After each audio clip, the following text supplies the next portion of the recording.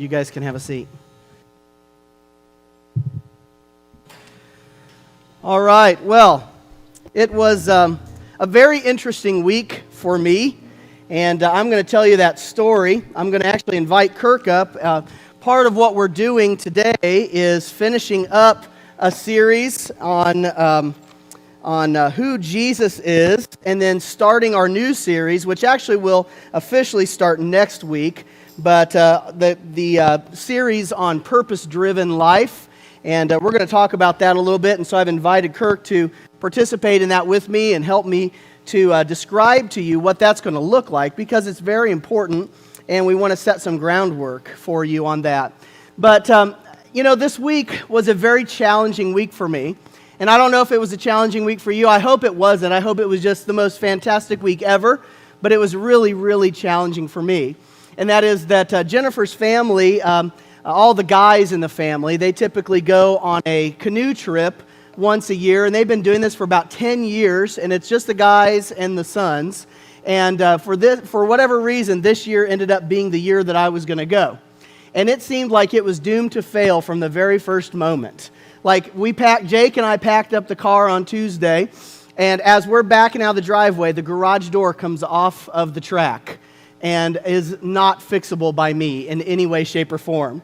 And so that was the first thing. I called Jennifer and I go, here's what the deal is. Maybe I shouldn't go. I just felt like I was being pounded on already. And I didn't want to leave Jennifer and Hannah there at the house.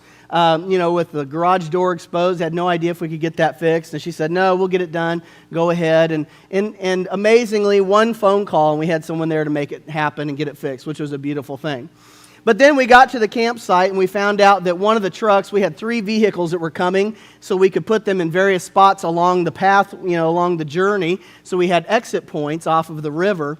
And the first car that was towing all the canoes broke down right as it got to camp. Totally broke down.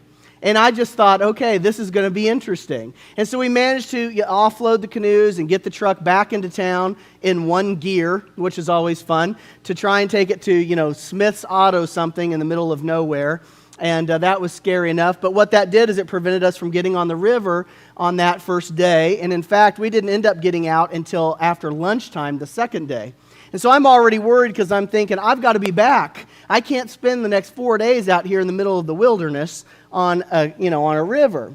And so we get started late, and the river isn't moving at many places, and then it narrows, and it starts going like whitewater rapids, in between a tree and a big rock. And so, you're rowing for all your life out in the middle of nowhere because nothing is happening, and then you hit this, basically you're going over the waterfall. It was, one of those exciting moments. We ate at one time really good, trying not to kill somebody else that was in front of us, And so we're rowing and rowing and rowing, and the guy who was sort of in charge, the outdoorsman, now it was good, he's a paramedic, so I was really happy about that, It's good to have a paramedic along on a canoe trip. And he goes, I think we've been rowing for hours. And he goes, I think we've only gone like 1.5 miles. We were supposed to go like 13 miles. And I'm going, I give up now. Who's got the flare gun? Let's just go ahead. I'm going to fire it off and call for help. The funny part was when we were talking about it, it's like, no, there's no road for like 10 miles through dense forest. So we were stuck. So we're rowing and rowing and rowing forever and ever and ever. We could not find where we were because GPS didn't work. We had no idea where we were. And the place that we were supposed to get out, we had not found yet. And so we were into this deal about 6 or 7 hours. And we're in trouble. And then one of the guys that was in the group with us started having some health problems. And it really began to get scary. It really did. So between the whitewater rafting at times in a canoe and looking at my son in front of me thinking, what am I going to do if we tip over? Because I don't care about any of the junk in the canoe. I'm going after him. I'm going through all this. And hey, John, could you just come turn off the monitors maybe? That would be helpful. And so what begins to happen then is I begin to pray. I begin to pray and just go, God, I need you to rescue us. That's what I need. I need to be rescued in this scenario. I think that one actually turned on. Sorry, guys. We're getting some feedback, and it's hard to hear, I'm sure. It's hard to focus. And so I begin to pray. And so I'm in the canoe paddling along. We have no idea where we are. And I'm just going, God, I need you to rescue us. I need to come around this corner, and there needs to be somebody there that's going to rescue us because we're in trouble. Turns out, by the way, we had paddled about 7.5 miles. That's a long way in one day with 5 adults and 8 kids. And we get around the corner, and again, one of the guys that's with us, we had to shuffle everything around the canoe because he was in trouble. And we get around the corner, and here's a highway overpass, the first sign of life in like 7 hours. And so we beach the canoes, and we get out, and Jen's stepdad goes up on the highway, and I'm praying, God, I need someone to come right now. And here comes a conservation agent truck with a canoe on top. And they stop, and we talk to them, and they go, oh, yeah, you're just right around the corner. If you go there, we'll meet you there.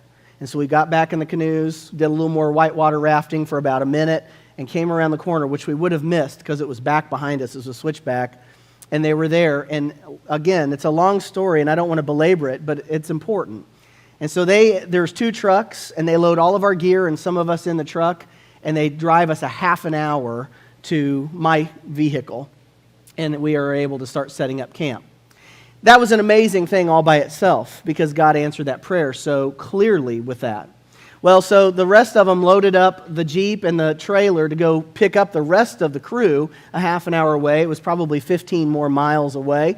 And they picked them up and loaded 9 people in my Jeep, which it only seats 7. So I wasn't along. I was staying with the guy that was having the health problem at the camp. And they loaded everything up. And it took them an hour and a half to get back to camp, but they loaded up the Jeep. They decided not to go get the other vehicle for whatever reason.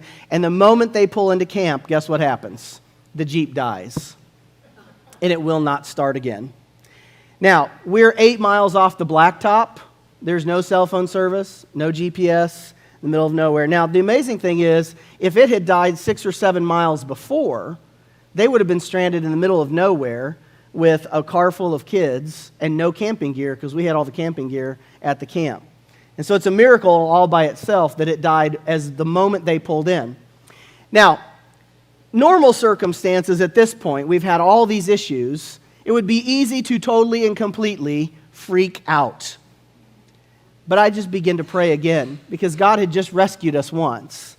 And I said, God, I need you to rescue us again. And I went to bed. There's nothing else I could do.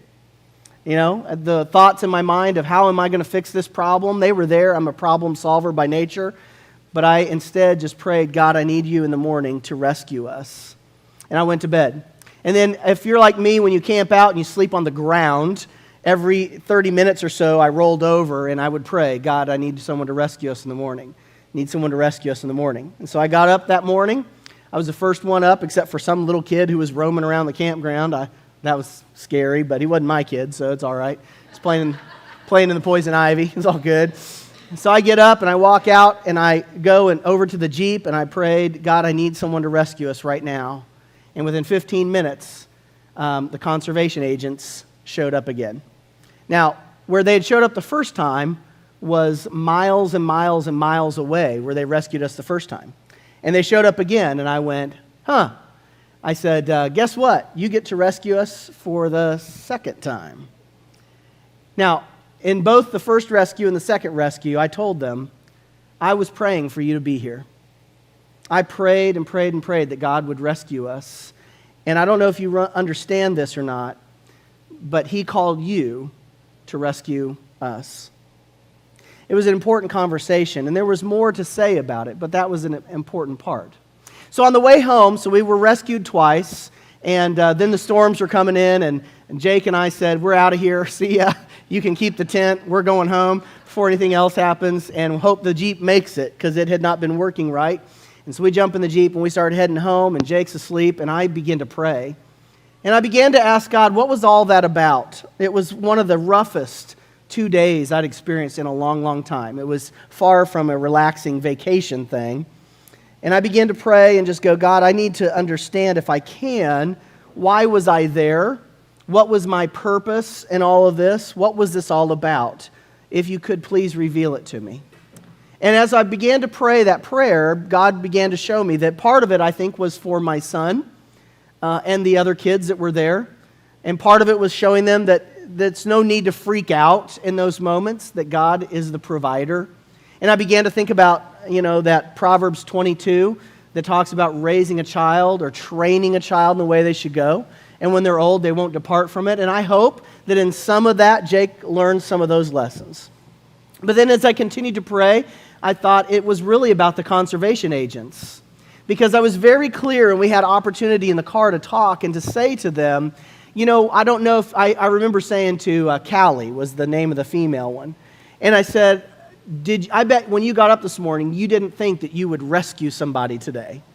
And she said, well, it could be part of our job. We're here to help and serve. And I said, yeah, but do you recognize and understand that I prayed that God would send someone to rescue us, and He chose you? That God used you to rescue us. She had no words to say about it. I'm sure that was weird to understand. I don't know if you've ever heard someone say that God picked you out of the crowd to say, it's time to drive down this deserted road and go, rescue these people and kids, and do it twice. And so we talked about those things, and I thought that must be why. And then as I continued to ponder it over the last couple days, I do think that was a main part, but I also think it was for me. I think a part of that whole scenario was an issue of surrender for me. Because I like to solve problems, and I like to be in control, and the people that know me well know that I like to know what's happening. I don't like surprises. And in this situation of the canoe trip, I wasn't in control of anything, even the canoe. I couldn't figure out how to steer that thing to save my life. I wasn't in control, and at some point I had to say, God, it has to be you, because I can't do it. I don't know how. I don't know what to do. Because, when we get into those moments of great trial and stress, they really become pressure tests. Think about any kind of mechanical device. You put it under pressure to see where it's going to fail. But also, you all get to see where it's strong, and you get to see what God is up to in our lives under that pressure. And so for me, the issue was, am I going to try and fix this, or am I going to say, God, I can't fix it, and I know I can't, and I surrender? Surrender is a really challenging thing. Would you agree? And it doesn't have to be out on a river in a canoe or any of that stuff. Surrender is hard. Surrender is definitely a biblical concept. We get surrender from all sorts of places. But surrender for sure is the posture of a disciple. We go to our passage in Romans 12, and if you look there for a minute, you begin to see this unfold. And we have talked about it so many times, I'm hoping by now you've got it memorized. You should, probably. But in Romans chapter 12, you get this verse 1. It says, I urge you, brethren, by the mercies of God, to present your bodies a living and holy sacrifice. That is an issue of surrender. We go to Romans 6 when we talk about baptism and the idea of dying with Christ and going down in water and being dead to our sins and dead to the old self and rise in newness of life. It's an issue of surrender. It's saying, I give in and I allow God to direct and move in these situations and circumstances. But it's not just us. We're not just called to surrender because it's a good idea. We have this posture as a disciple. We have the posture of surrender because we see that in Jesus Himself. And that's the most amazing thing ever, I think. Because Jesus is fully God, but also fully man. But we see in Jesus surrender. We see it over in Luke chapter 22. If you look at Luke chapter 22 for a second, Luke 22:42. This is what you see. Listen, this is what Jesus is saying. He's in the Garden of Gethsemane. He's about to go to the cross, and He prays this, Father, if you're willing, remove this cup from me, yet not my will, but yours be done. That's a moment of dramatic surrender to the Father. It is Jesus who is always seeking the will of the Father. It is Jesus who, even though He is God Himself, but He is still flesh, and He's surrendering everything out of His flesh over to God Himself, and He is seeking the Father in all that He's doing. I listened to the longer version of this story, and let me see here. You on there? Yeah, you're good.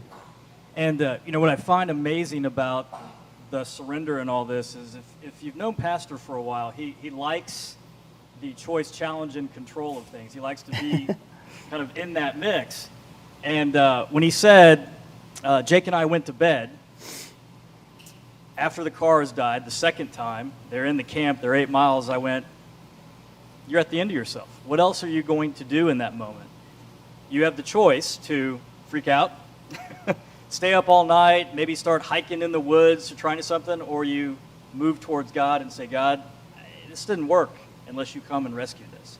Just absolutely, we will fail if you don't come through. And that's a surrender. And I remember talking, about 3 weeks ago when I was up here and I was talking about the humanity of Jesus and the fact that you see him in John 5:19, he is only doing what he sees the Father doing. So he only does what he sees the Father does. So he's only, that's the action. I'm only going to do action when I am following God. And then in John 12:49, he is only saying what the Father says. So you see Jesus always going out seeking the Father, and you see how important it is to go out in those moments where you could just totally implode. Because you go, I have the worst luck ever. I mean, you could really look at that scenario and go, 2 trucks died, 2 different vehicles died on the camping trip, and before that, the garage door fell down. I drove by and saw the garage door in half. I just have the worst luck ever, how horrible this is. Here's what I want you to think about in a different perspective. God got those vehicles to the campsite because they could have died anywhere along the road, pulling things. And I think about that last group in your Jeep, 9 people in there pulling the trailer with the canoes. And where does it die? Right when you get into the campground. If it had died 6 miles earlier, like you said, you have hungry, tired people. 10 o'clock at night. Wet, soaking, 10 o'clock at night. They would have been in the middle of nowhere with no cell phone coverage. God gets them there. God's in those moments even though we don't see him. Yeah.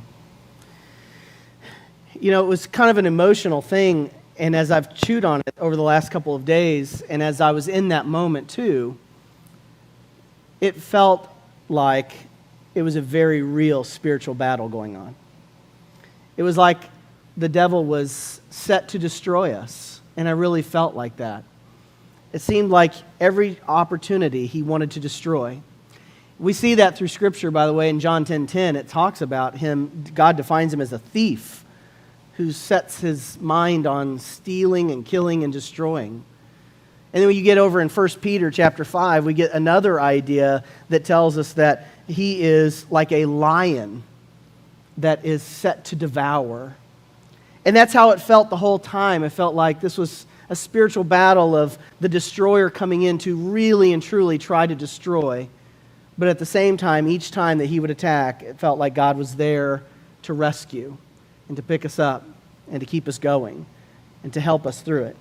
And that's an important part as we begin to understand who Jesus is. And as we wrap up this part of our series and asking that question, who is Jesus? Because we've got to know that part of what Jesus is he is the rescuer.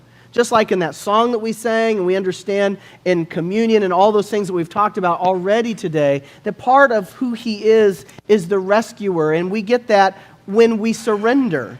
If you've ever done any lifeguarding, you know that one of the hardest parts about trying to drag someone who's drowning into shore is them fighting you. And at some point, you have to have them surrender and trust that you can get them to where they need to be. But we often don't allow Jesus to be the rescuer because we're just not willing to surrender enough. But he is willing to be that for us, to rescue us when we're lost and broken and hurt, or when we've been beat up. We get that in another place, like in James 4:7. It says, submit to God, resist the devil, and he'll flee. And those two parts go so closely together, to submit to God. What does submit mean? Surrender. Submit your will to God, surrender. And then resist the devil, and he'll flee. So we've learned all these things about Jesus. He's rescuer. He has a personality. He was intense and fierce, that he was also playful, and all these things that we've talked about. And it's so important that we see Jesus for who he truly is. He's not some two-dimensional Jesus that is unwilling to actually move in our lives. He was real and complete and the epitome of all things that are good. And that's important for us because that Christology, that understanding of who Jesus is, affects how we will be as disciples. And so we look at his life and we emulate his life, as even in the life of surrender, to live out that life as he would live. And so when we get in those situations of craziness of life, the question is, who are we? And really, as I pondered this was the idea, and that is, in our trials and in our greatest tribulations, it's not what this is about, it's what I am about. The question always in our greatest trials is, who am I? Why am I here? What am I supposed to do? What is my purpose in all of this? And so the good news is that if you are looking for hope in your life, if you're looking for strength and energy and joy, you know one of the places it comes out of best that we begin to see it is when we begin to see what I've been called for, what my purpose is, how I fit in this scenario. And in this example with the canoe trip that, ended up just being framework for understanding it, it was a very real example. But for me, in understanding it, in talking to those conservation agents about helping them to see that God had used them and that God had a plan for them and intentions of good for them, I knew I was right where I was supposed to be. I knew I was doing exactly what God had called me to be. It's who I am. It wasn't a chore. It wasn't hard. It was exactly who God intended me to be in that moment of those situations like that.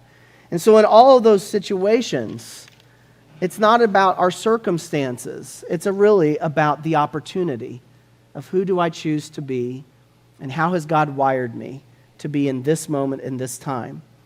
I thought about Esther and that story of Esther not long ago. And if you know that story, I don't have time to tell that whole story right now.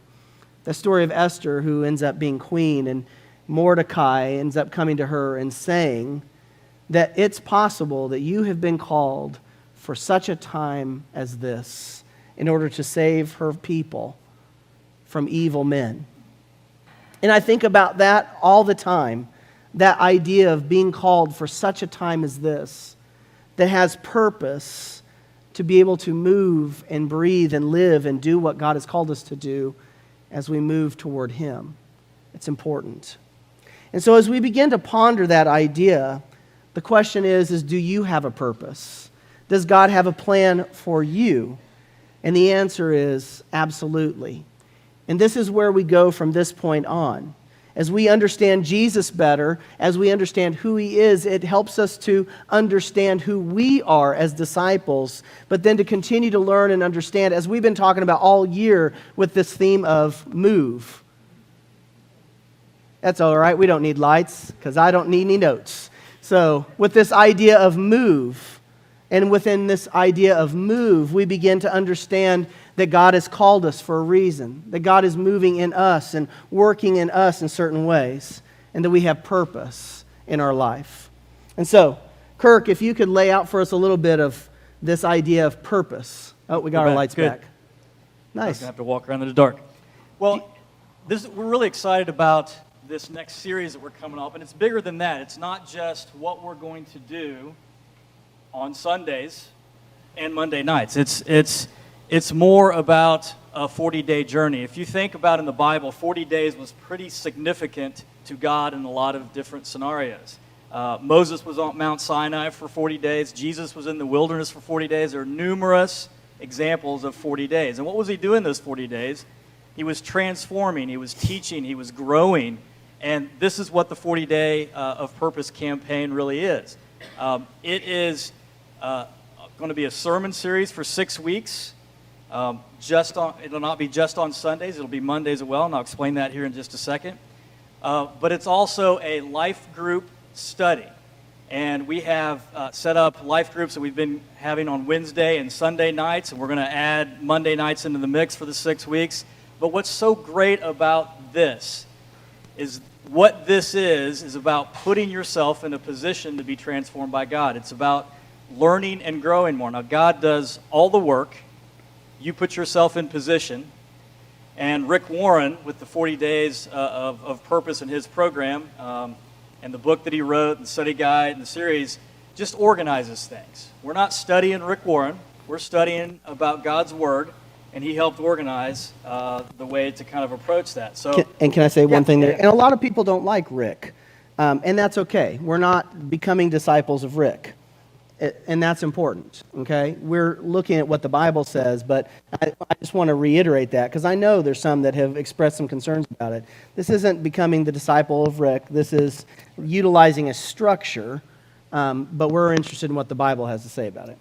That's right, and what we're encouraging you to do is to decide what level you want to participate in this. So you have different opportunities to participate, but just kind of want to lay this out for you. First, you could just come on Sundays or Monday night, like maybe you have been, and just listen to Pastor preach about the 40 Days of Purpose and talk about your purpose. That's going to happen for the next 6 weeks, starting next week.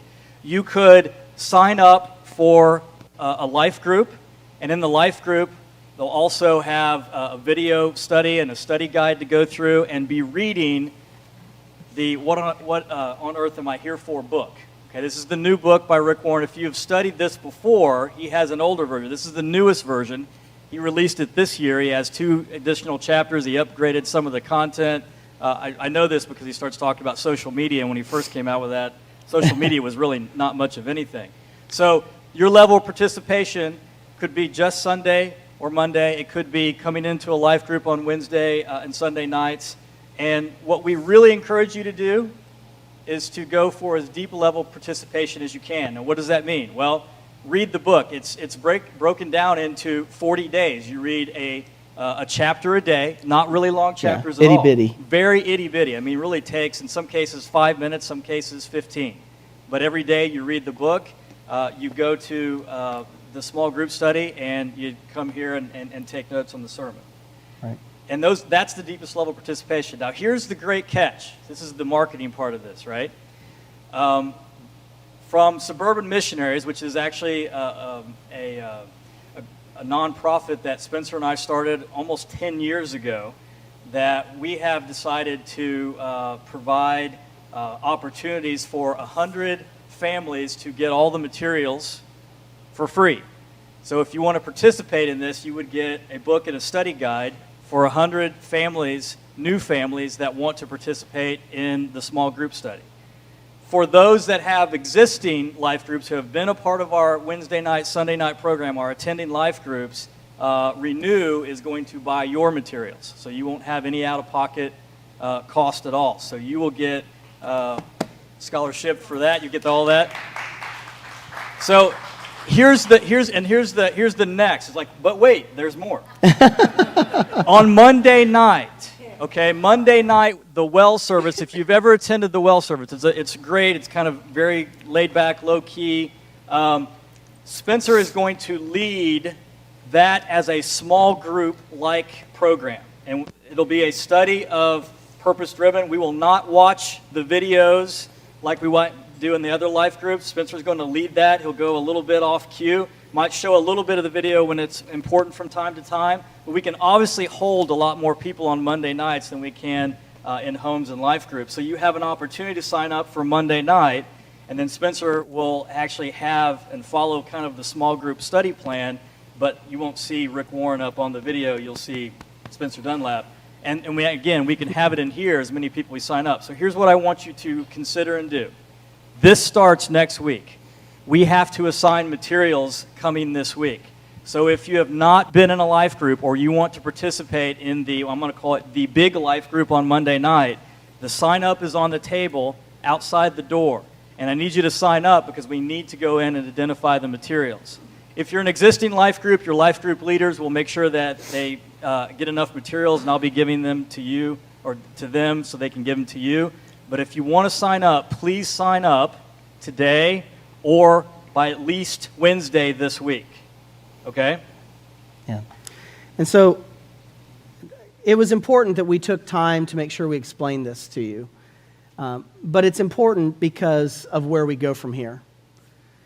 Where we go from here, as we finish up one thing and we begin this new thing, understand that it is right out of the Bible where Paul, he defines part of himself and his mission and his purpose. And what he was called to do was to present each one mature in Christ. A lot of what we do together is for that. I am not a preacher first and foremost. I am a pastor at heart, which means that I love you, and I do. And I yearn to see you follow God and to fall in love with Him, to fall in love with one another and then everyone else. That you will be completely and totally transformed in how God moves in you and works in your heart and mind, and that you'll grow and mature in Him. That's my hope.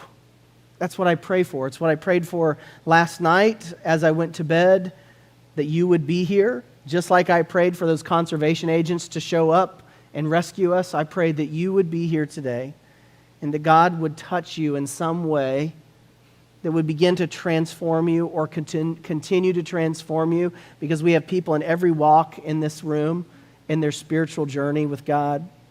That God will move you one step closer and that He would guide our mouths as we teach and lead and show you the path to follow as we follow Christ, which also is part of what Paul says. But in the end, this isn't a social club. It's not something to just do and check off a box. It is something that is real and important. We tell stories about surrender, not to self-aggrandize ourselves, but it is to show you that we need to understand that surrender is important. We get that right from Jesus Himself, and that as we see Jesus in the ability to surrender to the Father, that we walk in those footsteps and we begin to surrender too. And that as we surrender, we begin to open ourselves up where God can lead us then where He needs us to go, to find our purpose and our strength and to have better direction of who has God called me to be. Because one of the questions I get from people all the time is, why am I here? What am I supposed to do? How do I serve? How do I function? How does all of it work? And the answer is God will reveal that to you as you grow in Him, as you surrender your own will and your own desires and say, God, I need you to show me, reveal to me the areas in my life that I'm broken. When I sit down to study and read Scripture, I often read this passage in Psalm 139. It says, "Search me, O God, and know my heart. Test me and know my anxious thoughts. See if there's any offensive way in me, and lead me in the way of everlasting." That is, God, I surrender and show me the areas in my life that need work. Show me the areas that I'm broken. Show me the areas that you need to have access to, that I've kept you away. And let me be fully surrendered and show me where you want me to go. Because until I'll surrender, I will not be led. None of us will. So that's why we're here. That's why we're doing this. It's out of love for you and to see you in heaven and your children and your children's children and your neighbors and your friends. But not just heaven, but to live out that life here now in some way, that joy that comes in knowing why I'm here. So I'm going to finish with this. I want to pray for you. I'm going to come down the front and I'm going to ask you to respond as a response of surrender, to say, I'm all in. God, I want to be surrendered to you. But also in a response to pray, as I pray over you, that God will reveal who you are and where He wants to work in your life, that you will begin to understand as we begin this new series. And I'm begging you to be here for the whole thing. Try everything you can to be here and be a part of this, even if it's just Sunday. But I would love for you to jump all in, but even if it's just Sunday or Monday night, but to allow God to reveal where He's working in your life and the purpose by which He's calling you and how He calls you to move and live in Him. That's my prayer for you, that you'll respond that way this morning. It'll be a group prayer over whoever comes down. Just come down and surround, put your hand on somebody's shoulder, and then in a moment, I'll pray over us as a group, and then we'll be done. So let's do that now.